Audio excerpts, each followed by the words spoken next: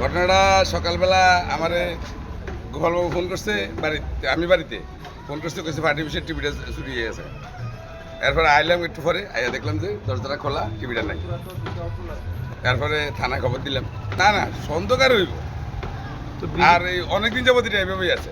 ফাটি বিষয় থেকে আমরা ধারণা সাহস করে ফাটি বিষয় ঢুকিয়ে টিভি লয়ে যাবো গাড়িটা, আমরা ইয়েই আসতো না, ধারণাই আসতো না। বিষয়টা হইলো চোর তো চোর ওই শাসক আর শাসকার বিরোধী কি চোর কি কেউ বাচ্চা চুরি করে? গত কয়েকদিন ধরেই আমাদের এই এলাকার ভিতরে কেউ মাছ নেগা, আবার ধরেন না কারোর বাড়ির দোকানে ব্যাটারি নেগা, আজ যেমন আমরা এখানে যে লাইটটি আছে সোলার লাইটের ব্যাটারি নিচে গা, এরপর কয়েকটা সোলার লাইটের ব্যাটারি নিচে গা, এই ধরনের ঘটনা এই মাঝখানে ধরে চলতেছে। এই জন্য আজকে জানাইলাম আমরা থানাতে এই বিষয় চলছে। মানে আমরা চামু পুলিশের কাছে সুষ্ঠু তদন্ত কইরা যাতে অন্ততপক্ষে চুরগুলো যাতে ধরতে পারে, দুইটা যাতে তারা শাস্তি দেওয়া হয়।